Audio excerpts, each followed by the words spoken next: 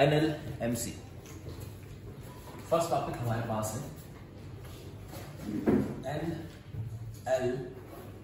NLMC। NLMC की full form आपसे पूछ सकते हैं, बट तब जब एग्जाम का लेवल बहुत ही नीचे हो। और इसकी फुल फॉर्म होगी नेशनल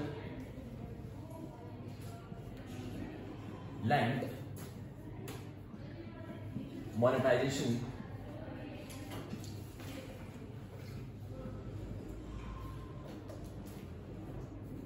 कॉर्पोरेशन।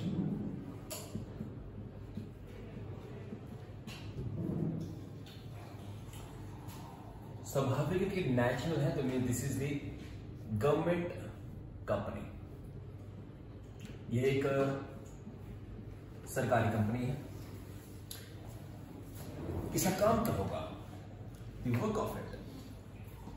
हर एक कंपनी का कोई काम तो होता है, कोई पर्पस उसका होता है।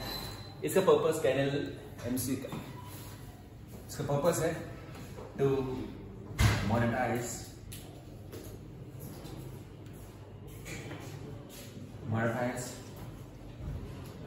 government land assets, to monetize government land or assets, government land or assets। बात समझिए। देखिए, ये हम सभी जानते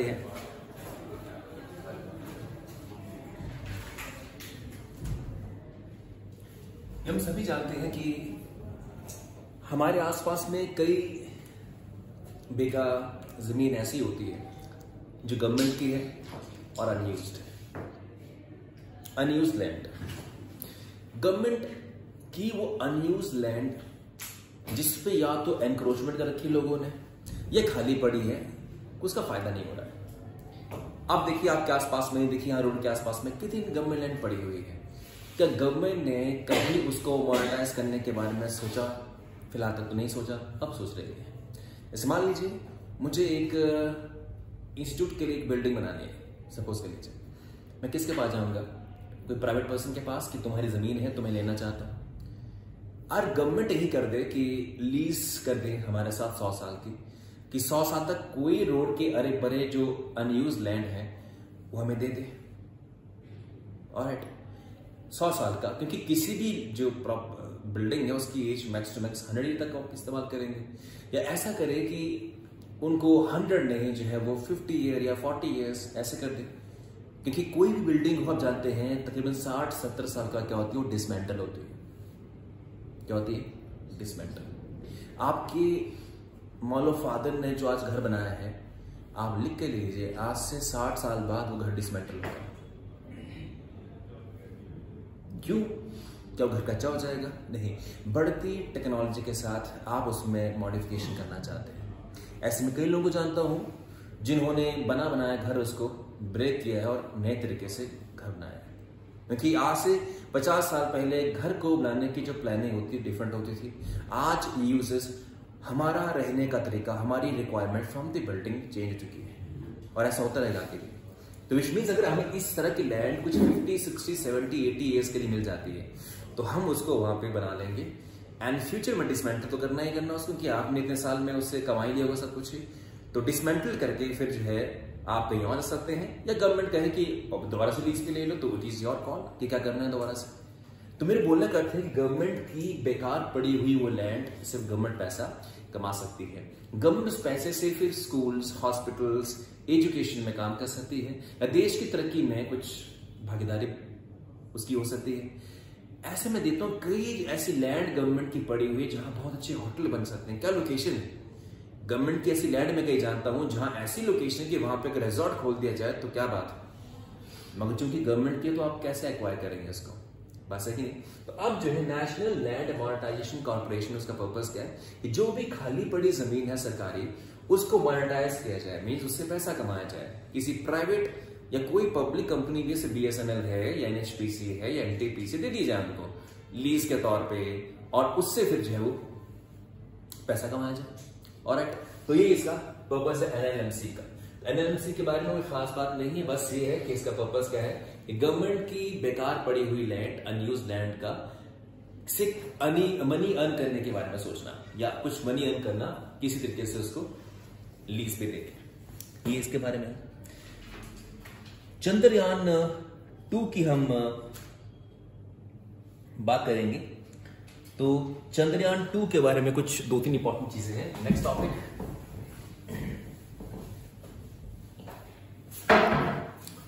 चंद्रयान 2।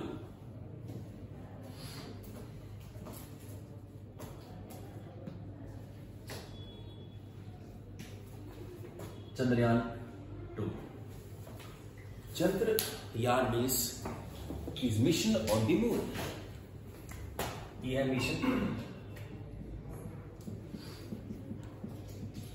On the moon. नाम से स्पष्ट था कि कुछ मिशन है मून के ऊपर। 2 का मतलब कि एक हम मिशन कर चुके हैं ऑलरेडी, और ये सेकेंड है मिशन हमारा मून के ऊपर। अभी तक हम सॉफ्ट लैंडिंग मून पे नहीं कर पाए। सॉफ्ट लैंडिंग मीन्स कि लैंड एंड रोवर, जैसे एक रोबोट की तरह समझ लीजिए आप। एक रोबोट जो है वो मून पे उतरेगा, अगर हार्ड लैंडिंग हुई तो मशीन या रोबोट मशीन ही तो है, वो ब्रेक हो जाएगी। अगर मान लीजिए आपको हेलीकॉप्टर से उतारना है, आपको अगर हेलीकॉप्टर से उतारा जाए, कहा कि 5 फीट की हाइट आप कूद जाओ, खास कोई डैमेज नहीं होगी। आपको 50 फीट की उससे कहे कि उतर जाओ यहां से, तो टांगे टूट सकती ना। उसी तरीके से कोई मशीन है, उसकी सॉफ्ट लैंडिंग का मतलब क्या होता है, जब उसको नीचे उतारा गया तो डिस्टेंस क्या थी, बहुत ही कम थी, और उसने सॉफ्टली लैंड कर लिया। अगर हार्ड लैंडिंग हो जाएगी तो मशीन ब्रेक हो जाएगी, और यही हुआ हमारे साथ। जब हमारा चंद्रयान 2 मिशन था, उसमें जो हमारा रोबोट था वो जब लैंड हुआ, रोबोट मीन्स एक तरह का रोबोट आप कह लीजिए, जिसके अंदर वो टेक्नोलॉजी है जो सारे काम कर पाएगा, चंद्रमा के बारे में सारी इंफॉर्मेशन को दे पाएगा। उसकी सॉफ्ट लैंडिंग नहीं हुई, उसकी हार्ड लैंडिंग हुई और वो ब्रेक हो गया। मगर ऐसा माना जा रहा था कि एक फेल्ड मिशन है, बट आहिस्ता आहिस्ता मालूम चल रहा है कि ऐसा होने के बावजूद भी उसके अंदर कुछ ऐसे इक्विपमेंट थे जो अभी भी काम कर रहे हैं, और वहां से हमें इंफॉर्मेशन आ रही है। तो 100% नो फेल नहीं कह सकते। जो हमारा पर्पस था कि हमने वहां जाके इंफॉर्मेशन लेनी है, तो वो कुछ इक्विपमेंट्स हमारे प्रॉपर्ली वहां काम कर रहे हैं। मीन्स मशीन या रोवर जो वहां लैंड हुआ था 100% डैमेज नहीं हुआ है। और ये कहा भी था इसरो के साइंटिस्ट ने कि हमें ये सिग्नल मिल रहा है कि अभी भी कुछ इक्विपमेंट ऐसे हैं जो वर्किंग स्टेज में है, विच मीन्स कि 100% उसको फेल नहीं कह सकते हैं। ये अभी इसको 50% सक्सेस 50% फेलियर कह सकते हैं। तो इसके बारे में मैं 2-3 इंपॉर्टेंट बातें कहना चाहूंगा। पहली बात तो चंद्रयान 2 मिशन किसका है, इसरो का। हमारे देश में 2 ही संस्थाएं हैं, इसरो और डीआरडीओ। डीआरडीओ डिफेंस के बारे में मिसाइल्स जैसे कि इस तरह के काम करता है, डिफेंस के लिए डिफेंस इक्विपमेंट्स प्रिपेयर करता है। मगर इसरो जो है वो सैटेलाइट लॉन्च में ही उसकी फील्ड है, और इंडियन स्पेस रिसर्च ऑर्गेनाइजेशन इसका हेडक्वार्टर जो है वो बेंगलुरु के अंदर है। इसने 1975 में पहला एक सैटेलाइट लॉन्च किया था, नाम था उसका आर्यभट्ट। सो इसरो का फर्स्ट सैटेलाइट मीन्स उपग्रह लॉन्च किया 1975 में, एंड था हमसे उसका आर्यभट्ट। आर्यभट्ट वही है जिन्होंने जीरो को दिया दुनिया को, आर्यभट्ट। उनके नाम पे पहला सैटेलाइट लॉन्च किया गया, सैटेलाइट पहला लॉन्च किया गया। ऑलराइट, तो अब हम इसके बारे में फटाफट से आते हैं, और आपको बता दूं अभी एक चेस 2 की बात हो रही है। चेस 2, यहां पे मैं ऐसे लिखूंगा CHASE, chase 2। This is very important, मतलब इसी का ही पार्ट है। और चेस 2 क्या है, Chandra's atmospheric composition explorer.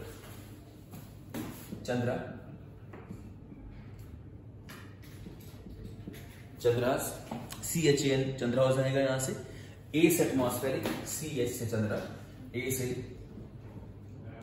Atmospheric और सी कॉम्पोजिशन एक्सप्लोरर। सी हो गया कॉम्पोजिशन, और इस हो गया जी एक्सप्लोरर। अब आप कहेंगे भाई ये है क्या?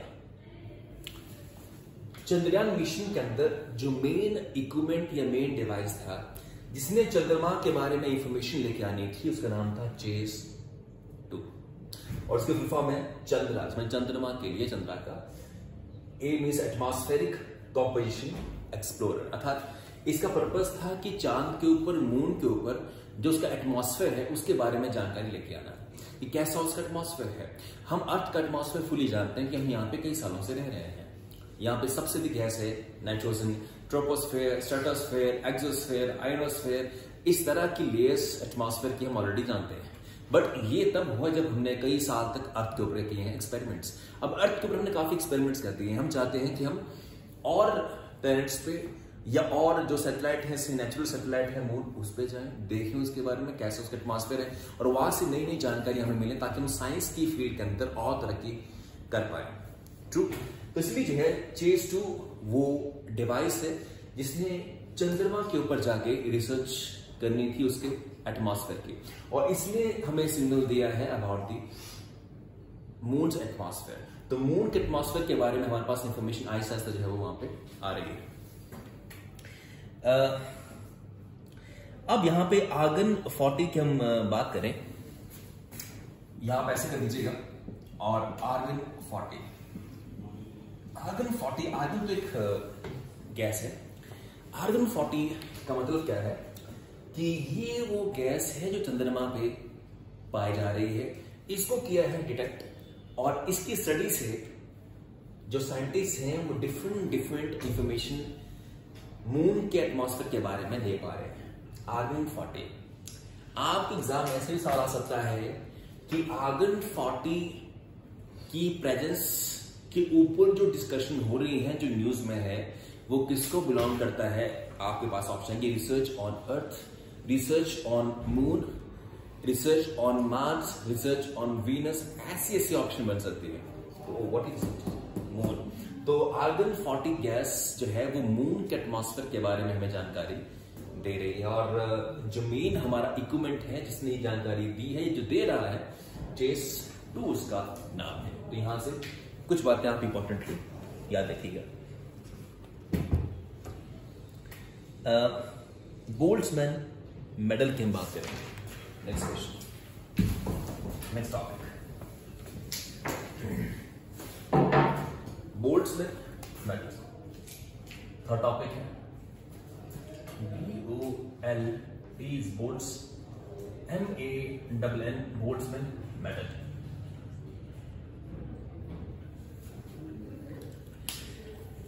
अब हम इसके अंदर बात करें तो मिस्टर दीपक धर जो इंडियन है, he is the first Indian जिसको यह अवार्ड दिया जा रहा है। तो दीपक धर, मिस्टर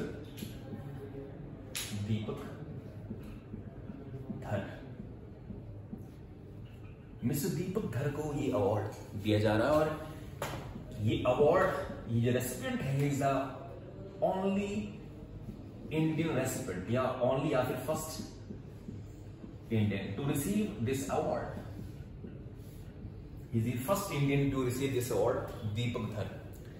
Very important, class 1 या class 2 या class 3 किसी में मिला सकता है, क्योंकि ये तो स्टैटिस्टिक्स है जो अक्सर पूछे जाते हैं, आंकड़े हैं, इंडेक्सेस हैं या नाम है, मेडल है। तो Boltzmann medal is quite important. अब आपसे कोई पूछे कि बोल्ट्जमैन जो अवार्ड है या मेडल है वो कौन सी फील्ड में रिसर्च करने के लिए दिया जाता है, पहली बात तो ये है कि इसका कनेक्शन है साइंस के साथ। But to be very precise, science की कई कैटेगरी है, बायोलॉजी है, केमिस्ट्री है, फिजिक्स है, और फिजिक्स की भी कई ब्रांचेस। तो ये दिया जा रहा है अप्लाइड फिजिक्स के अंदर। अप्लाइड फिजिक्स में ये अवार्ड दिया जा रहा है, वेरी इंपॉर्टेंट। आप अप्लाइड फिजिक्स को याद रखिए कि साइंस तो वैसे कॉमन है, कोई फिजिक्स कहेगा तो साइंस ही होता है। He is the only person। इस अवार्ड को 1975 में बनाया गया था, स्टार्ट किया गया था। दिस इज दी 1975 में स्टार्ट किया गया था। ऑलराइट, और एक और बात इसके अंदर है इंपॉर्टेंट कि कोई भी जिसने नोबेल प्राइज जीत लिया है उसको फ्री अवार्ड नहीं दिया जाता है। Means no Nobel prize winner is awarded in this case. किसी भी नोबेल प्राइज विनर को ये अवार्ड नहीं दिया जाता है। ऐसा मानते हैं लोग कि नोबेल प्राइज तो इससे बड़ा लेवल का अवार्ड है। अभी तक सर्वश्रेष्ठ अवार्ड कौन सा है? Nobel prize. नोबेल प्राइज से बड़ा कोई प्राइज हो ही नहीं सकता है। तो किसी नोबेल प्राइज जीतते हुए पर्सन को ये प्राइज देना शायद उसकी इंसल्ट हो जाएगी, या ये इनकी सोच है। इसलिए इन्होंने ये अवार्ड उसको देना है जिसको अभी तक नोबेल प्राइज नहीं मिला है, उसको दिया जाएगा ये अवार्ड।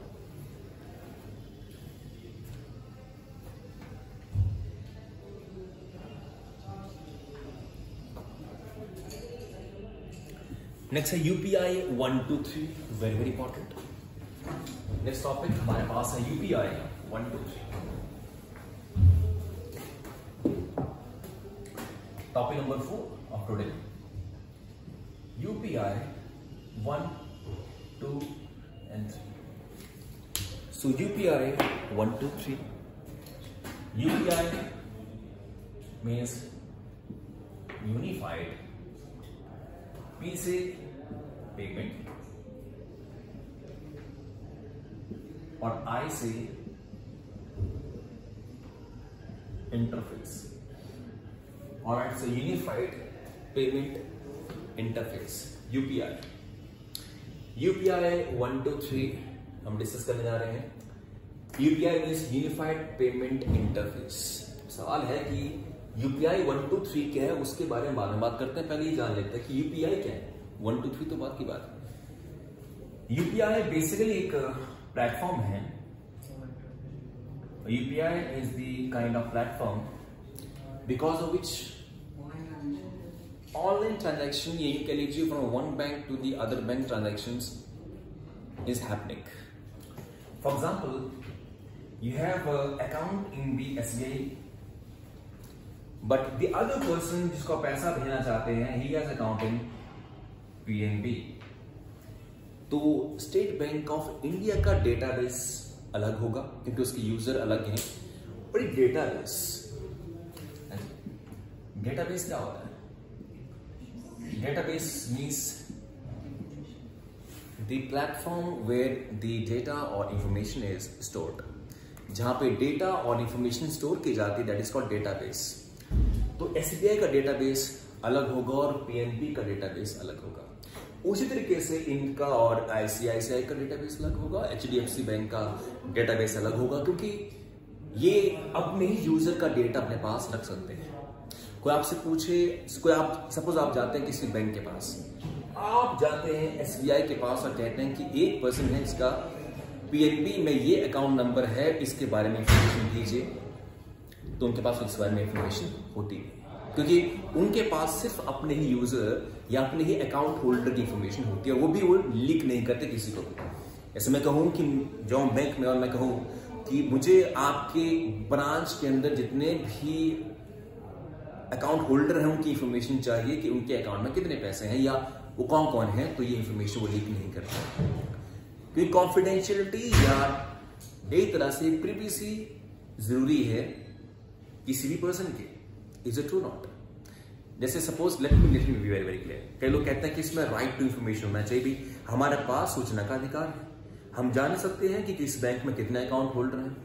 तो देखिए, जहां है बात जानने की, सूचना की, और है बात प्रिवेसी की, इनके बारे में काफी क्लैशेस हैं। फॉर एग्जाम्पल, कोई इंस्टीट्यूट में कहे कि क्या आपके इंस्टीट्यूट में इस नाम का कोई लड़का लड़की है, मुझे उसके फोन नंबर, घर का पता चाहिए, तो मैं मूर्ख हूं जो दूंगा उसको, क्योंकि हर एक पर्सन की निजता का अधिकार है। They have right to not get be known by someone. बात सही कि नहीं? इसी तरीके से कई बार क्या होता है, जैसे मान लीजिए आईआईटी या नीट की जहां कोचिंग करवाई जाती है, ये लोग कभी कभार स्कूल के अंदर जाके स्कूल के टीचर से उनका डेटा मांगते हैं बच्चों का, ताकि उनका नंबर लेके उनके घर का पता करके कॉल मिलाई जाए और फोन किया जाए। सही है? इससे होता क्या है कि एडवर्टाइजमेंट जब आप करते हैं, नॉर्मली बैनर्स एंड इससे काफी कॉस्ट होती है। फोन तो फ्री में जाएगा। एंड किसी स्कूल के अंदर आप किसी टीचर को अगर 500 रुपए भी दे आए, वो खुश है, क्योंकि उसको क्या पता कि ये प्रिवेसी की चिड़िया का नाम है, उसको नहीं पता, उसको उसकी वैल्यू ही नहीं कि प्रिवेसी भी इंपॉर्टेंट फैक्टर होता है। वो दे दे रहे हैं 1000 रुपए के अंदर ही। 1000 रुपए में एक बैनर नहीं आता है लगाने के लिए, बात है कि नहीं है? तो वो पूरे चंबा के अगर स्कूल्स का डेटा 10,000 में ले आते हैं, विच मीन्स 10,000 रुपए के अंदर पूरे चंबा के बच्चों की इंफॉर्मेशन विद फोन नंबर उनके पास होगी, तो पूरे चंबा के अंदर कितने बच्चे होंगे, तो सबको फोन कर देंगे, तो 10,000 में कहां एडवर्टाइजमेंट होती है पूरे चंबा डिस्ट्रिक्ट के अंदर। Don't you think this is very easy way to advertise your content? बहुत आसान है कि नहीं है? बट सवाल ये है कि इसमें क्या कॉम्प्रोमाइज हुई? बच्चों की इंफॉर्मेशन कॉम्प्रोमाइज हो गई। कोई हैरेसमेंट नहीं होगी इसमें, जिसे मान लो किसी ने फोन कर दिया किसी इंस्टीट्यूट ने, या कई कॉलेज वाले भी ऐसा करते हैं, बीटेक कॉलेज वाले, फार्मेसी वाले, उन्होंने कॉल कर दिया और पूछा कि आपका बेटा आपकी बेटी क्या करना चाहते हैं, हम फलने कॉलेज से बात करें, और अपने कॉलेज में अनशन कुछ ही बोल देंगे, हमारा कॉलेज की ये रेपुटेशन, हमने इतनी प्लेसमेंट दी, हमने ये किया वो किया वो किया वो किया। और मान लो अगर 50 कॉल करने पे अगर 3 भी वो राउंड अप कर लेते हैं, तो इससे एडवर्टाइजमेंट खर्च 0 हो गया, और सीधे आपने जो है वो 3 लोग उठा के ले आए 50 कॉल्स के अंदर। This is the very easy way of doing advertisement. एक टाइम पे फोन डायरेक्टरी हुआ करती थी, जो आप किसी एक्सचेंज से ले सकते थे, तो फोन डायरेक्टरी से आप सबको फोन घुमाते थे। जैसे एडवर्टाइजमेंट वाले जो होते हैं दिल्ली में या फलना, ये जो एडवर्टाइजमेंट वाले होते हैं जो शोज बनाते हैं, तो बड़े बड़े कॉर्पोरेट हाउसेस के हेड को ये कॉल करते हैं, फोन करते हैं और बोलते हैं कि सर हम आपके लिए एक ऑफर लाए हैं, या आपके लिए एडवर्टाइजमेंट का ऑफर लाए हैं, जिसमें कि आपकी लाइफ स्टोरी शेयर की जाएगी, आपने कैसे इतना सक्सेस किया, या आपने कैसे इतनी अचीवमेंट्स कर ली, उसके बारे में। नंबर कहाँ से है वो पूछता है पहले। मैंने भी कुछ टाइम के लिए ऐसा किया था, when I was in last year of my college, तो मैं भी गया था, हम फोन करते थे और बोलते फोन को ऐसे ये कभी बोलते कि तुम्हें हमारा नंबर कहाँ से मिला, यू बास्टर्ड। तो फिर हम नीचे रखना है फोन, हमें ये हम करेंगे फोन, क्योंकि हमें अगर एक कॉल हमने मिला दी और ढंग की लग गई तो 20,000 हमारा इंसेंटिव था। है ना, मजे की बात है। गाली सुनते रहो, क्या जाता है, कौन है आगे से जो हमें मैंने हमारे घर पे पीटने में आ नहीं रहा है। तो बोलने का तरीका है कि इस तरीके से आप दिन में, जैसे मान लो दिन में हम कर देंगे 500 कॉल, है कि नहीं? आज नहीं कोई तो कल, नहीं तो परसों, है कि नहीं? तो हमारा ये था टारगेट कि अगर महीने में 3 अगर मिनिमम है जो आपने पकड़ने हैं, मतलब लोग 3 आपने मिनिमम करने हैं, तो सैलरी मिलेगी आपको, और 3 से ऊपर हुए तो फिर इंसेंटिव है। तो हम पिछ जाते थे पूरी तरीके से, शर्ट बर्ट खोल के कि आप तो कॉल करनी है। तो इस तरीके से होता क्या है कि वो तो फोन की डायरेक्टरी है, जिसमें कि हर कंपनी के मुखिया का नाम होता है, और वो प्राइवेट नहीं है। आप किसी वेबसाइट पे जाएंगे तो उसके ऑनर का नाम एंड फोन नंबर दिया होता है, ये बड़ी कॉमन चीज है, तो उसको मिल जाते हैं। बट जहां बच्चों की बात है, उनका डेटा स्कूल से लेना कहीं कहीं उनकी प्राइवेसी को कॉम्प्रोमाइज करता है। That's different case, that is different case, दोनों में फर्क है। इज इट ट्रू और नॉट? भाई कंपनी को, किसी इंस्टीट्यूट को आपने कॉल करनी, तो उसका नंबर इंटरनेट पे अवेलेबल होना चाहिए, नहीं होना चाहिए? वो कहां प्राइवेसी? बट बच्चों का data is kind of privacy. उस तरीके से एसबीआई का डेटाबेस डिफरेंट, पीएनबी का डेटाबेस क्या होगा, डिफरेंट होगा। तो एसबीआई से अगर आपने पीएनबी में डायरेक्टली पैसा ट्रांसफर करना था एक समय पे, तो नहीं पॉसिबल था ये। आपको पैसा निकाल के पीएनबी बैंक में जाके फिर उस अकाउंट में डलवाना पड़ता था। This was the procedure. मैंने किसी भी अकाउंट में पैसा अगर डलवाना है आपने, तो आपको एक दिन निकाल के बैंक में जाना पड़ता था। पहले अपने बैंक से पैसे निकालो और फिर उस बैंक में जाके जो है वो उसे खाते में डाल दो। अब यूपीआई ने सारा खत्म कर दिया। यूपीआई ने सीधे सबका डेटाबेस जो है वो कॉमन कर दिया। आईसीआईसीआई, ये एचडीएफसी, मान लो ये कुछ एक बैंक है, तो इन सबका डेटा कॉमनली किसके पास आ गया? यूपीआई के पास, यूनिफाइड पेमेंट इंटरफेस। जैसे एसबीआई से पीएनबी, एसबीआई से आईसीआई, या यहां से यहां कहीं को भी आप पैसा ट्रांसफर कर सकते हैं। एक डेटाबेस इज नाउ कॉमन। चमत्कार होगा यूपीआई से। यूपीआई लॉन्च हुई 2016 में, उसका रेवोल्यूशन हो गया ऑनलाइन पेमेंट में। इट रेवोल्यूशनाइज्ड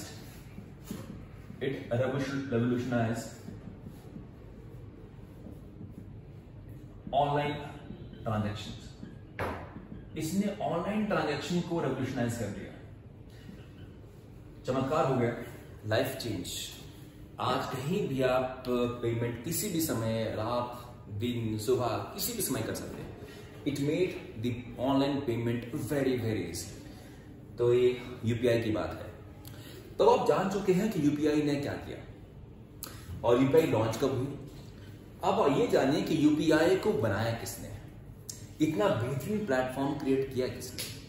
ये क्रिएट किया एनपीसीआई ने। इंडियन प्लेटफॉर्म है ये NPCI. NPCI means national payment और सी से corporation of India, national payment corporation of India, जो खुद बनाई गई 2008 में। इसमें इसकी रिस्पॉन्सिबिलिटी क्या है, टू मेक ऑनलाइन ट्रांजैक्शंस। और यूपीआई के जरिए तो फिर बहुत बढ़िया काम हो गया। In 2008 it was created. It is a government company, National Payment Corporation of India. इसने यूपीआई को क्रिएट किया था। That's really very very important. अच्छा, finally let's go now. UPI 123 का पर्पस है यही काम करके देना, सिर्फ जो ऑनलाइन पेमेंट आप करते हो। पर इसमें ये कैसे होता, थ्रू स्मार्टफोन। ये जो ऑनलाइन पेमेंट होती है किसके थ्रू होती है, स्मार्टफोन के जरिए। स्मार्टफोन जानते हैं ना, एप्स जिसमें होंगे वो स्मार्टफोन, जिसमें एप्लीकेशंस होती है, एप्स। यूपीआई से जैसे फोन पे या गूगल पे या पेटीएम, ये सारे क्या है, एप्लीकेशंस हैं जो स्मार्टफोन के जरिए ऑपरेट होती हैं। हमारे देश में इसमें जानिए 40 करोड़ लोग ऐसे हैं हमारे देश में जो स्मार्टफोन यूज नहीं करते, वो यूज करते हैं फीचर फोन। हमारे देश में 40 करोड़ लोग फीचर फोन यूज करते हैं, विच मीन्स बटन वाला फोन, नोकिया जैसे होते बटन वाले फोन यूज करते हैं। उनको ये स्मार्टफोन चलाना नहीं आता है। तो 40 करोड़ लोग ऐसे हैं जिनके पास स्मार्टफोन नहीं है, विच मीन्स वंचित हैं यूपीआई की फैसिलिटी से, जो कि एप्लीकेशन के जरिए चलती है। अब ये यूपीआई 123 बनाई गई इनके लिए, फीचर फोन के लिए। अब आप फीचर फोन के जरिए भी ऑनलाइन पेमेंट कर सकते हैं। क्यों? स्मार्टफोन में यूपीआई चलती है थ्रू व्हाट, इंटरनेट। अब फीचर फोन में तो इंटरनेट होता नहीं है, तो मीन्स यूपीआई 123 विदाउट इंटरनेट काम करेगी, विदाउट इंटरनेट। फीचर फोन में इंटरनेट नहीं होता, बिना इंटरनेट के काम करेगी।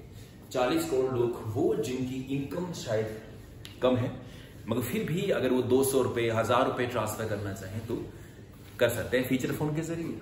तो टारगेट है इसका कि 40 करोड़ यूजर जो कि फीचर फोन इस्तेमाल करते हैं। सावित्री भाई फुल्ले की बात कर लेते हैं। सावित्री बाई फुले की बात करें, top number 5, Savitri by Phule. Very very important person, very very important, a woman who achieved much in her life. इसको कई लोग फर्स्ट फेमिनिस्ट भी कह सकते हैं। First feminist, she was the first feminist. What is feminist meaning is a person who fight for women rights, person who fights for women rights, जो महिलाओं के अधिकार के लिए स्ट्रगल करें, जो महिलाओं पे हो रहे सोशल बहिष्कार जो उनका हो रहा होता है उसके खिलाफ काम करें, जो महिलाओं के लिए काम करें, महिलाओं के उत्थान के लिए काम करें। फेमिनिस्ट, पहली फेमिनिस्ट थी सावित्री बाई फुले, क्योंकि इससे पहले कोई विमेन ऐसे नहीं आई थी जिसने विमेन पे हो रहे डिस्क्रिमिनेशन या अत्याचार या जो भी हमारे समाज में जो दुष्व्यवहार होता है विमेन के साथ, उसके खिलाफ वो खड़ी हुई थी, सावित्री बाई फुले। इनकी और खासियत कि she was the first teacher of India, ये पहली भारतीय महिला टीचर थे। She was the first Indian female teacher. इससे पहले महिलाओं को मौका कहाँ मिलता था पढ़ने लिखने का, तो ये पढ़ी लिखी और साथ ही साथ में स्कूल चलाया इन्होंने, और इन्होंने ही फर्स्ट गर्ल स्कूल भी चलाया था। उस समय महिलाओं को पढ़ने इजाजत कह लीजिए उनके ये कि भाई सोसाइटी को लगता था कि महिलाएं क्यों पढ़ेंगी लिखेंगी, लेकिन उनकी ये स्ट्रीम ही नहीं है। They have to cook food at home and to raise children. उन्हें क्यों चाहिए शिक्षा? इसलिए एक लंबे समय तक महिलाओं की शिक्षा नहीं हुई है। मुझे आप एक केस बता दीजिए जहां पे महिलाओं ने कोई ग्रंथ लिखा हो, कोई किताब लिखी हो। ये बहुत लेट स्टार्ट हुआ है सारा। कोई भी ऐसा ग्रंथ, कोई बड़ा राइटर, कोई बड़ा पेंटर महिला नहीं रही है। This shows that how much bad was the condition of women. तो सावित्रीबाई फुले ने एक चलाया था सत्य शोधक समाज। सावित्रीबाई फुले ने अपने पति के साथ मिलकर सत्य शोधक समाज चलाया था। Means the path of truth, the path of truth, सच्चाई का रास्ता। ये उन्होंने चलाया society for seeking of truth, the society